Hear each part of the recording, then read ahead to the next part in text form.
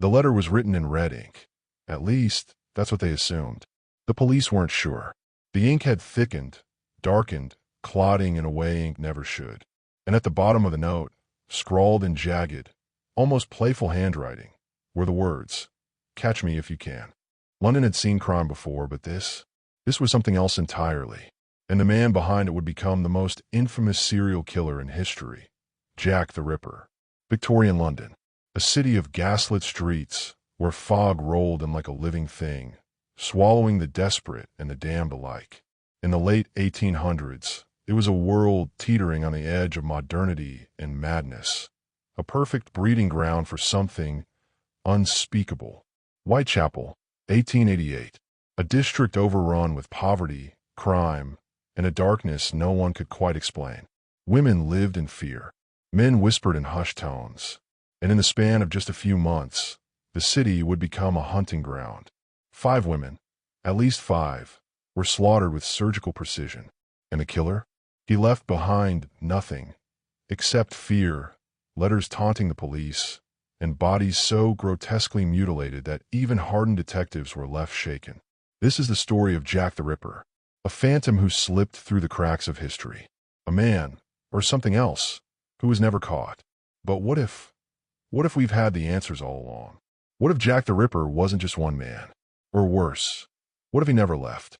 The night of August 31st, 1888, was like any other. The gas lamps flickered. The smell of soot and damp earth clung to the air. And Marion Nichols, Polly, as she was known, was just another face in the crowd. Another woman trying to survive the brutal streets of Whitechapel. But by morning, she would be something else entirely. The first confirmed victim of Jack the Ripper. Her body was found in Bucks Row. The details were beyond gruesome. Her throat had been slashed twice, so deep it nearly severed her head. Her abdomen had been torn open, her intestines spilling out like something from a butcher's shop. But there was something else. Something that made seasoned policemen recoil in horror. There was no blood. Not a single drop pooled around her body. As if the killer had taken it with him. Just a week later, the city awoke to another nightmare. Annie Chapman, murdered in Hanbury Street. The wounds identical. But this time, something was missing. Her uterus, carefully removed. Taken. And then it happened again. Elizabeth Stride, Catherine Eddowes, Mary Jane Kelly. Each murder more brutal than the last. Each body left as if it were meant to be seen.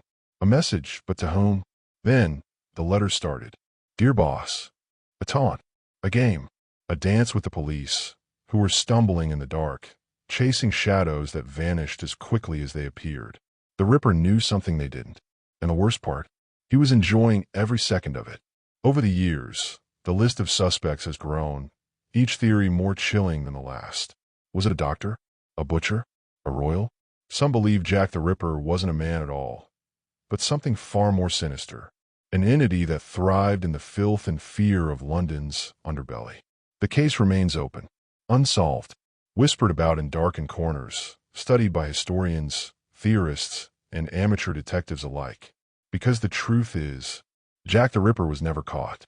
And maybe, just maybe, he's still out there, waiting. So, after more than a century of searching, we're left with one question. Did Jack the Ripper escape into the shadows forever? Or is the real truth hiding in plain sight, just waiting to be uncovered? What do you think? Drop your theories in the comments below, because this mystery is far from over.